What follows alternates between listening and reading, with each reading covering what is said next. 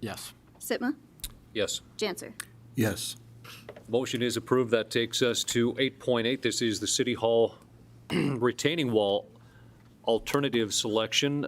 We do have a grouted rock retaining wall system currently in place to retain the soil from the City Hall complex.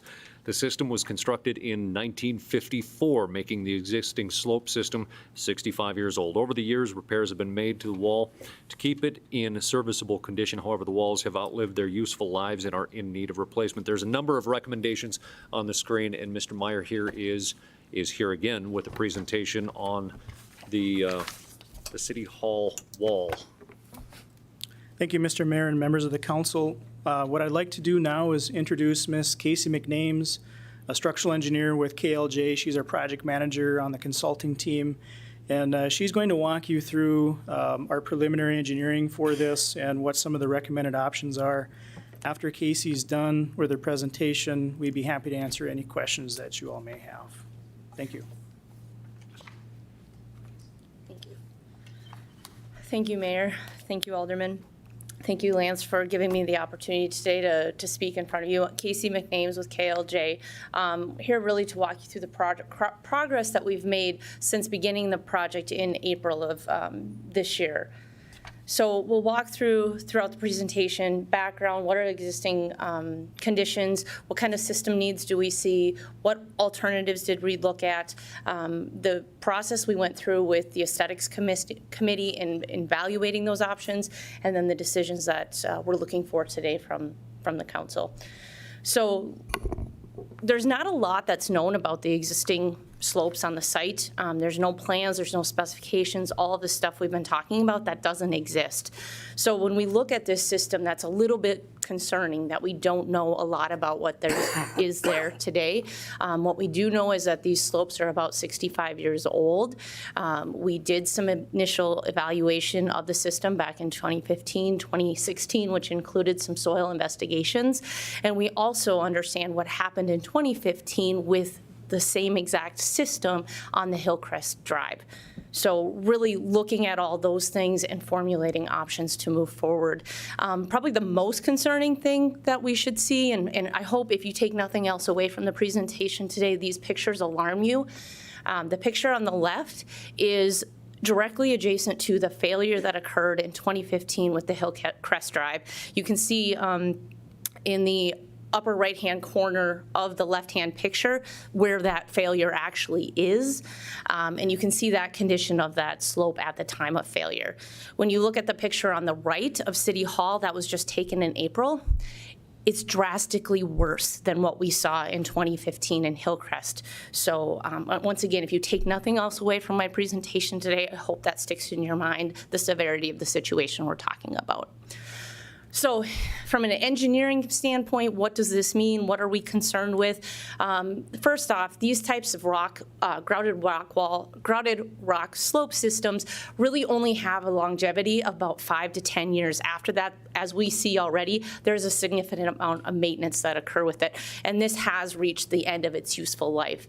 From the engineering mechanics, we don't have any drainage behind that grouted rock slope, which is causing pressure on that wall. It's also, as the water moves down, it's causing the material behind it to erode. There's a loss of the grout between the rocks, or the bond between the rocks and the grout, and that's what you see on the right-hand side here. You see that there's a void where those rocks have actually fallen away, and you can see that there should be material directly underneath that, and there's not. There's actually debris. So what are we looking at here? As this continues to deteriorate, which we've seen firsthand over the last 3 or 4 years, the factor of safety continues to lessen. As that factor of safety lessens, we end up with what we see at the Hillcrest project, or the Hillcrest site, with a significant failure.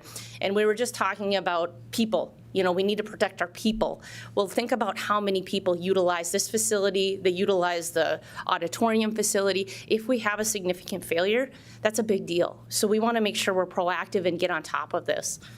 So looking at the system needs, we really want longevity, we want safety, and we want functionality. So putting all those things together, we found these 6 options, or these 6 items that really helped us vet the process moving forward. We wanted to minimize the site impacts during construction, after construction, maximize the space on the site, make sure there was something that was presentable when it was done. It fit into the site.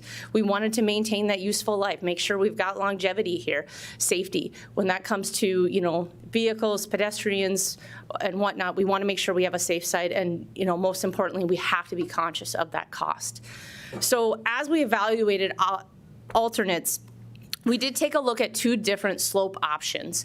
One would be essentially to replace in kind what we have today. As I mentioned earlier, that longevity is only about 5 to 10 years. We're going to have to continue to put maintenance costs into this, which you've seen firsthand escalate as the age of the structure increases. So overall, the total investment on something like that would be significantly more than what we would see at a retaining wall. We're anticipating about a 30-year payback on a retaining wall versus what we're seeing with a grouted rock slope.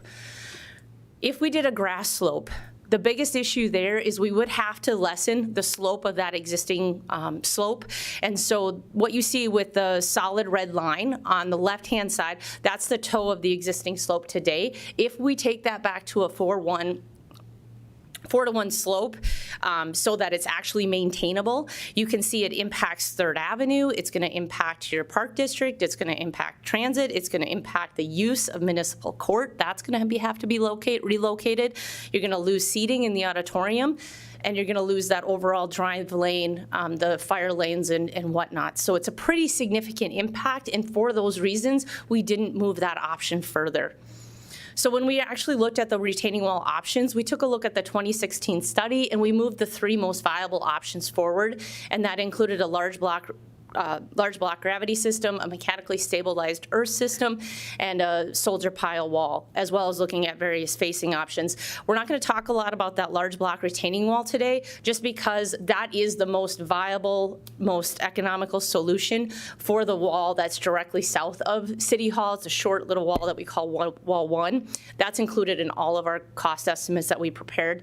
But we are going to focus more on Wall 2, which is the serpentine wall that separates City Hall from the auditorium. And those 2 systems that really are the most viable are the MSE wall and the soldier pile walls. So when we look at that in plan, how does that lay out? You'll see that they're drastically 2 different alignments, and there's allows for 2 different functions essentially when we're done. With the MSE wall, what we have is we have to move the alignment of the existing wall or existing slopes, which are essentially, I guess I don't know, is this gonna, nope. Okay.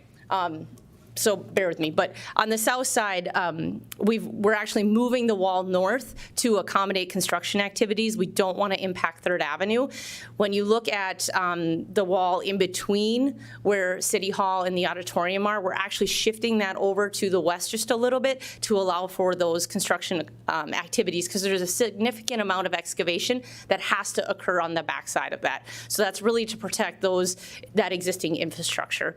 When you look at the right-hand side, what you're seeing is the extensive construction that would be impacted while we're constructing the wall. So there's a significant impact to parking and overall drive lanes on the City Hall site, and up on top where the auditorium is, we're actually essentially shutting down traffic from being able to move from north to south on the site, and most likely stopping operations at municipal court. So we'd have to find an alternate route to be able to get people in there.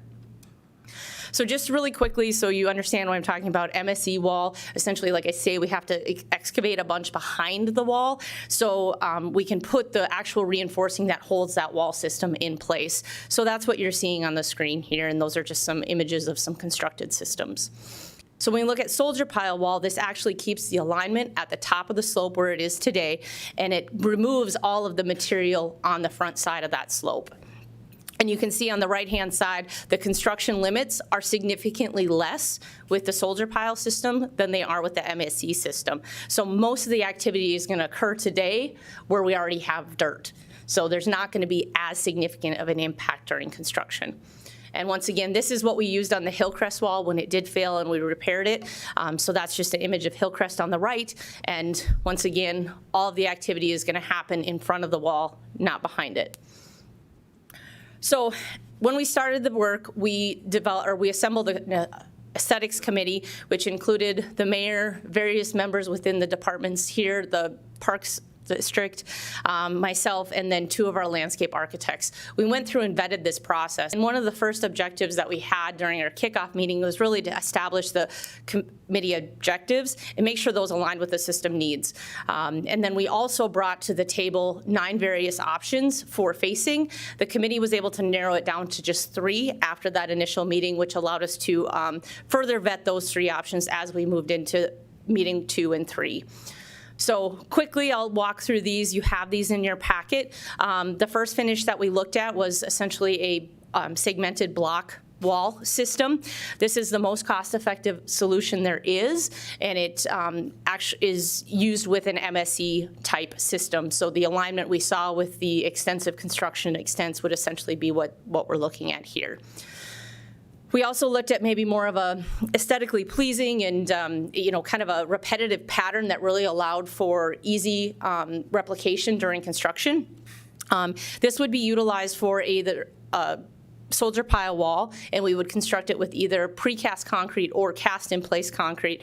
And the cost associated with this would be 1 to 3% higher than what the MSE wall was. And for the final finish, the committee actually challenged us to really match what we have here at the City Hall building. And so we took different elements that are on the City Hall building and built those into the wall. So that's what you're seeing. The cost here, because it is a little more intricate, is 5 to 8% higher than what the MSE large block is. Keeping costs in mind, we wanted to develop a system that was a hybrid of the options because MSE has its limitations and it has its sweet spot, same with the soldier pile system. So we looked at the potential to use an MSE wall along 2nd Avenue while using a soldier pile wall the rest of the duration. And when we did that, this is the combination of that. So what you see with the block on the left is along 2nd, and the block pattern or the more decorative City Hall pattern that would continue around between City Hall and the auditorium. And the cost savings here is about $140,000. So we had to prepare a method or a chart that allowed the committee to be able to fully vet what these mean to them. It wasn't just about cost. Again, there were a lot of other factors weighing into that. You'll see that we had about 13 options in total. We narrowed that down to 7 viable options, which were based on the total project cost, the estimated truck traffic. As you can see, there's a significant difference in the amount of trucks that would be used for construction during the project. And 4,000 versus 500 is a significant impact, which also has impact on the, your surrounding roads. And then look at, how do we maximize the use of the site, which kind of equated to parking stalls. And then, what's the duration? Is one method shorter than the other? So that's what you see here. And the committee, after reviewing all of the information presented, really felt like a soldier pile wall option was the best way to go. And they felt like the wall finish 3 fit the site the best. So for the reasons of, less impacts to the site, less truck traffic, more flexibility with the use of the site, it really was the preferred option that the aesthetics committee selected to move forward with. And this is what that preferred option would look like once constructed. You can see we've got a guardrail at the top. We've got nice accessible stairs where you don't have to worry about widowmakers, is what we call the ones outside today, so they would be safe for pedestrians to use. So with that, the decisions needed today, or we're looking for, is just to move forward with the recommendations that were made by the Aesthetics Committee. And with that, I guess I would thank you for your time and open it up to questions. Thank you for the presentation. I also do want to mention, sitting on part of that committee, was the guardrails themselves were talked about, not only the necessity because of the height, but because of what the police station ran into a number of years ago with a vehicle that was set on fire and driven over the edge, so that the guardrail would be there not only for aesthetics, but for protection. Mm-hmm. So any questions for our presenter? Yeah. Alderman Wolski. I'm sorry, Miss, can you share your name one more time? Casey McNames. Casey. Miss McNames, tell me a little bit about the assumptions that go into the 4-to-1 slope that are required for vegetated slopes. So that's really just based on the fact that you need to be able to maintain them, and anything greater than a 4-to-1 is quite dangerous to try to maintain. So is the assumption that we have to put power mowers on a slope? Is that the You could stand? potentially look at, a turf as well, but if you look at the overall impacts to the site, you're talking millions of dollars to fix the auditorium when that slope is put in. Okay. Thank you. Any further questions? Alderman Patrugula. A comment and a question. First of all, I wanted to compliment you on your presentation. It's very nice to have a structural engineer and expert in these instructors present, and your presentation was remarkably free of jargon and easy to understand. Comment number two, or question number two, is I'm not sure I understand what option 4B/5B, or excuse me, 5B/4B differs, how that differs from 5A/4A. Sure, and I apologize. Thank you, Mayor, and thank you, our Alderman Patrugula. The difference between those options really are, so 5A utilizes soldier pile with cast-in-place concrete facing. Option 4A includes soldier pile with precast concrete facing. And then when you look at the B options, that leaves that hybrid option with the block, the MSE block wall along 2nd Avenue. So do you have an illustration of 5A/4A? Yep. So this would be 5B and 4B right here. And essentially this would be this option here, full soldier pile along the length would be 5A and 4A. So really the only difference is the physical, what we use for that concrete. We either ship it on site and we install it, or we cast it on site. That's really the only difference. But there is a cost difference there, and that's one thing we brought forward to the aesthetics committee was the ability to be able to price or bid those systems together so that we get the most cost-effective option. Those two systems are competing daily, and so to create more competitive bid environment is pretty significant, especially with the costs that we're looking at. But they would still look like this picture. Correct. Thank you. Further questions for McNames? Alderman Olson. Ready to accept a motion? Any further questions? Alderman Pittner. I would have a question for Lance, if possible. Lance, just when looking at the capital improvement plan, the total project cost for this in the CIP is quite different than what we're seeing in front of us. Any insight into that, why that is? Mr. Mayor, Alderman Pittner, when we were looking at this project cost several years ago and trying to put this together, we were probably picking an option that was on the lower end of what's being presented today. In addition, those costs were a few years ago. And then also, I think there's a bit of wishful thinking on city staff's part that we could get a project delivered for that cheap. However, no matter which option we select here, Between the prayer or the hope and this dollar-wise. Mr. Mayor, Alderman Patrugula, the prayer was 2.8 million, and we're probably looking at about 4.7. Thank you. Further questions? If not, Alderman Olson. I would move staff approval and the Aesthetics Committee recommendations. We have a motion by Alderman Olson for the staff recommendation and then the Aesthetic Committee recommendation as well, which is option 2 on number 2. And then I would assume number 3 as well, to negotiate the scope and fee and Yes. engineering recommendation. Do we have a second? Second. Second by Alderman Janser. Discussion. Alderman Straight. Mr. Mayor, I have a question for our city manager, and I'm going to, first, Tom, I'm going to touch on my, I thank you for all your hard work in helping us earn the Hub City funding money, but I would like to hear we've heard from you recently regarding deferred maintenance and things that are long overdue. I don't refute that or disagree with you. I recognize the challenges that are before us, but I'm increasingly having a hard time seeing if we have a plan for Hub City funding or if we're just kind of throwing it at the most pressing needs. And if you could kind of talk us through a little bit of getting to this point in terms of the funding sources for it, because that's ultimately what I'm having a hard time with. Thank you. Mr. Mayor, Alderman Straight, I think that's a very good question or series of questions. First, the Hub City funding has been used for various infrastructure projects around the city as one-time expenditures for whatever the project was that we had that most likely, in most cases, fit the infrastructure requirements associated with oil and gas impacts in our region. We have used that funding for other projects that may not have as clear a nexus, but we do identify, based upon what projects we have in the CIP, where the appropriate funding sources are coming from or should be coming from.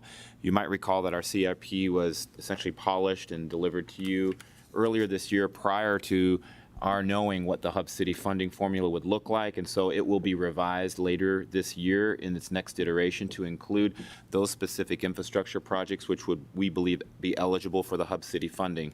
So that's all going to be worked on later this fall, so we'll have a little bit more description about that for you. As it relates to this particular project, the way we intend to close the gap is in two adjustments to the budget, and you'll see that in the budget that's been presented to you, or I'll present here just in a few minutes. First of all, I'll remind you that when the City Council decided to merge with, or essentially transition the Auditorium and Recreation departments to the Parks District, and there was some additional monies that the city had in reserves that it was entitled to and kept. It was about $900,000.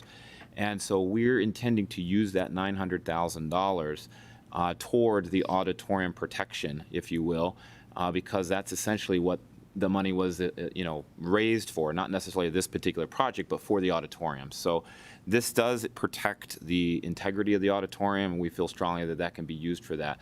So that closes the gap by $900,000. And then what we've done is, instead of utilizing and setting aside $7.5 million for the new City Hall project, we reduced that by $1 million and took the $1 million from that and put it towards this particular project to try to close the gap. So those are the two ways that we're closing the gap. It gets us pretty close. And then we anticipate that we'll have a little bit more, as we mentioned in past conversations. Since we're collecting Hub City funding earlier than it was budgeted, we should have a little bit of, maybe $500,000 to $800,000 of additional dollars for this particular year that wasn't budgeted because the funding formula went into place with the state's budget in July, essentially. So we're pretty confident that we can make up the cost differential through those three mechanisms. Thank you, sir. Further discussion? Alderman Wolski. Mayor Sitma, thanks. A comment to Mr. Berry here, and I think staff in general.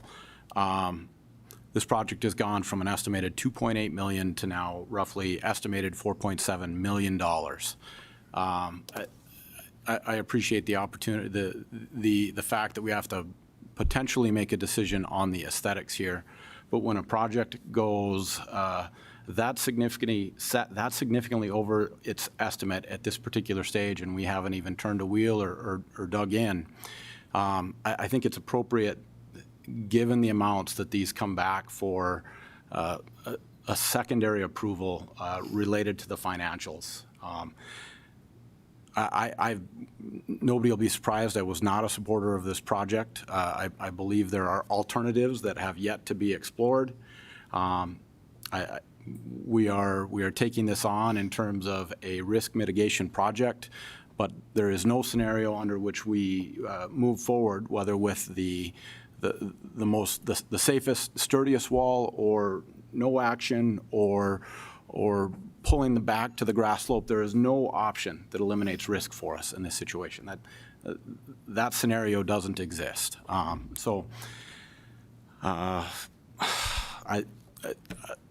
To be very frank, I think we are entering into a project here that is a parking garage proportion, and I would very much like to see us slow this down, direct our consultant to go back and check all the boxes again on all of the alternatives.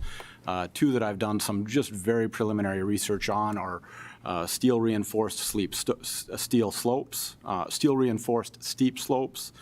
I've got another product here which is known as, well, which one did I pull up?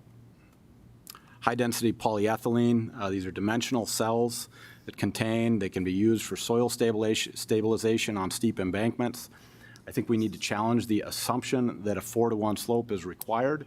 I think if we were to plant native species or decorative grasses, native grasses, we could put a wall slope in place that would be minimal to zero maintenance and not need the dramatic 4-to-1 slope that is represented in the drawings that we've looked at tonight.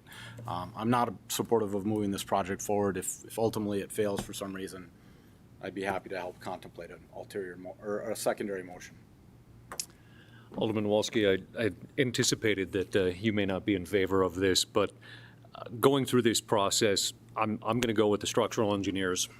And looking at the costs, this is what happens when projects get delayed this long. We've talked about, I remember talking about this when I wasn't on council, or hearing about it rather, when it wasn't on council. Absolutely, the price is a lot more than any of us would like, but this is not only I think one of the safest options. It's not the safest because we're trying to do this on a budget, but it's, I think, the best that we can do in terms of mitigating that risk and looking at the options that are laid before us with the professionals that we're here to rely on. Alderman Patagula. I appreciate your comments, having been on that committee, Mr. Mayor, and I just wanted a very, very quick response from the structural engineer who happens to be here still to the alternatives that Alderman Walski raised. I'm not sure, given the safety issues, that I want to hold off on this much longer, but I think he raises some significant questions about alternatives, and I think if the expert is here, we might as well hear it from her mouth at this point, at least a preliminary assessment of alternatives. Sure. Thank you, Mayor and Alderman Patagula. So as far as the systems that Alderman Wolski mentioned, the big thing that we have to keep in mind, and we did talk about throughout the preliminary engineering phase, and you're only seeing a snippet of it, and I apologize that we couldn't bring you through that whole process, but we really wanted to focus on, we've been focusing on a lot of local discussions tonight, finding local resources. Well, we looked at systems that were maybe more economical, but the problem is we don't have local resources to be able to build them. So one of the systems that you mentioned, that steel sheet wall, we don't have local contractors that can do that. So the costs are going to go up because we're going to have to bring in outside experts. In addition, if I understand what you're talking about with the polymer or basically the foam blocks, that's really just to lighten the fill. It's not used to actually physically retain soil. It's just to help lighten the load of the soil itself, to help it from wanting to collapse. So that really doesn't help us a ton with the issue that we have. Thank you. Further discussion, Alderman Pittner. Thank you, Mayor. This is what we signed up for. This is balancing a budget, public safety, deferred maintenance. This isn't an easy one. I don't like seeing these numbers come in to where they are, but that's a reality that we live in too, that when you push those projects down the road further and further and further, this is what we get stuck with, a nice hefty bill, because we have to not only modernize what we have deferred, but then go back and fix the unforeseens and all of the above. So this is tough. I too, for the sake of public safety and seeing this number creep even higher, lean towards supporting this project moving forward. But I just want this to be an example of a lot of the things in this kind of rehashing with this item, the capital improvement project. I'd hate to see some of these other items come forth and us be kind of caught off guard with another hefty price tag. So. Again, it's not an easy one to pull the trigger on, but I think it's for the sake of safety and deferred maintenance, we have to make the tough decisions. Any further discussion?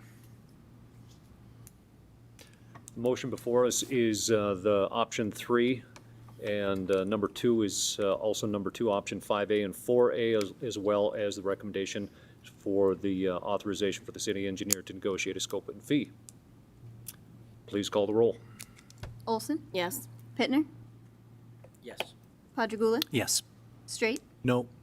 Wolski, Nope. Sitma, Yes. Janser. Yes.